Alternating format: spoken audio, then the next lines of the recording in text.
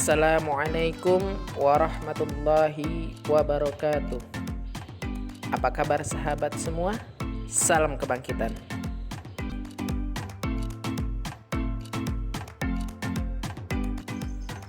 Pada kesempatan ini saya akan membahas salah satu materi pembelajaran Islam, yaitu tentang air.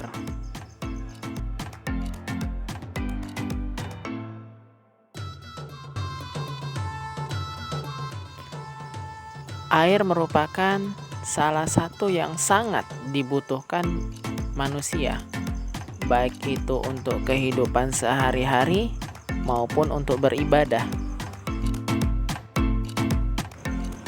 Sebagai contoh, salah satu dari kegunaan air adalah untuk mandi, minum, mencuci, memasak, berwudu, dan masih banyak lagi kegunaan air, sehingga air itu adalah salah satu faktor penting untuk kehidupan manusia.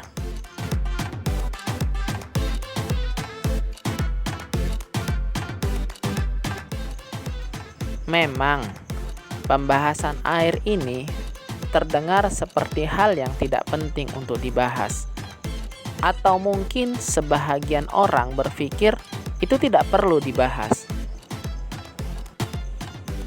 Padahal, jika kita kaji lebih dalam, terutama dalam hal ibadah, jika kita tidak memahami konsep tentang air, bagaimana cara kita berwudu untuk mensucikan diri?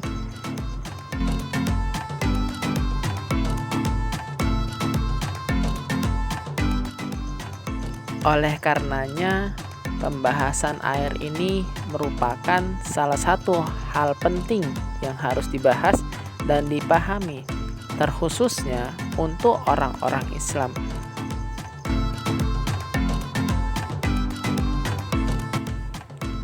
Di dalam Islam, air dibagi menjadi 3 jenis. Yang pertama adalah air yang suci lagi mensucikan. Air yang suci lagi mensucikan itu dapat digunakan untuk beribadah. Sebagai contoh, untuk mengambil air wudhu dan mandi junub. Air yang suci lagi mensucikan dibagi menjadi 7 bagian.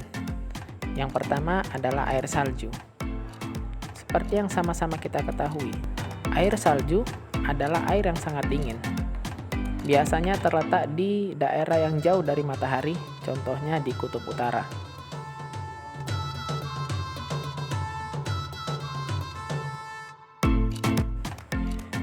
Jadi tidak ada alasan untuk orang-orang yang tinggal di daerah yang jauh dari matahari, seperti di daerah kutub utara, untuk meninggalkan sholat dikarenakan tidak dapat mengambil air wudhu.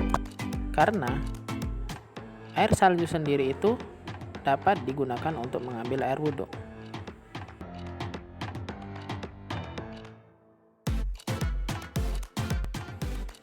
Yang kedua adalah air embun. Air embun biasa muncul di pagi dan malam hari ketika suhu udara dingin. Yang ketiga adalah air hujan. Air hujan merupakan rahmat Allah yang diturunkan ke muka bumi untuk menghidupkan seluruh makhluk yang ada di muka bumi ini. Itu juga bisa digunakan untuk mengambil air wudhu. Yang keempat adalah air sungai. Air sungai, walaupun kesannya kotor, akan tetapi itu merupakan salah satu air yang suci lagi mensucikan dan dapat digunakan untuk mengambil air wudhu. Karena air sungai itu sifatnya mengalir, tidak menetap. Yang kelima adalah air laut. Air laut tergolong air yang suci lagi mensucikan dikarenakan wilayah air laut itu sangat luas dan airnya yang sangat banyak. Yang keenam adalah air yang bersumber dari mata air.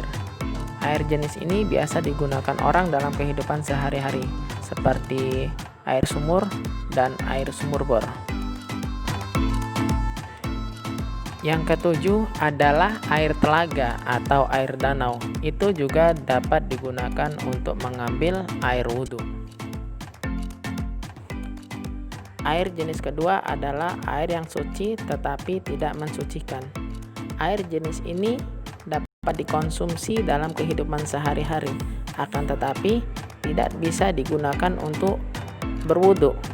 Sebagai contoh, air teh, air kopi, air susu.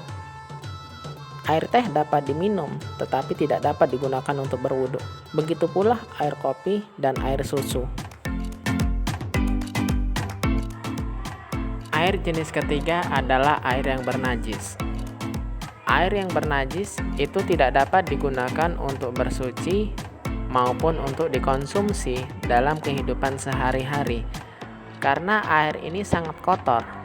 Sebagai contoh, air yang bernajis itu adalah air seni atau biasa kita kenal dengan air kencing. Air yang berasal dari tempat pembuangan sampah,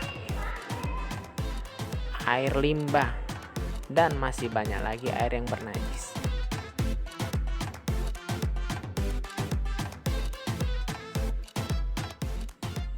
Jadi dapat disimpulkan bahwa air itu terbagi menjadi 3 jenis. Yang pertama air suci lagi mensucikan, yang kedua air suci tetapi tidak mensucikan, yang ketiga adalah air yang bernajis. Dari 3 jenis tersebut, yang dapat bersuci atau berwudu itu hanya air jenis pertama, suci lagi mensucikan. Air jenis pertama ini terbagi menjadi 7 bagian, dan hanya 7 bagian inilah yang dapat digunakan untuk mengambil air wudhu.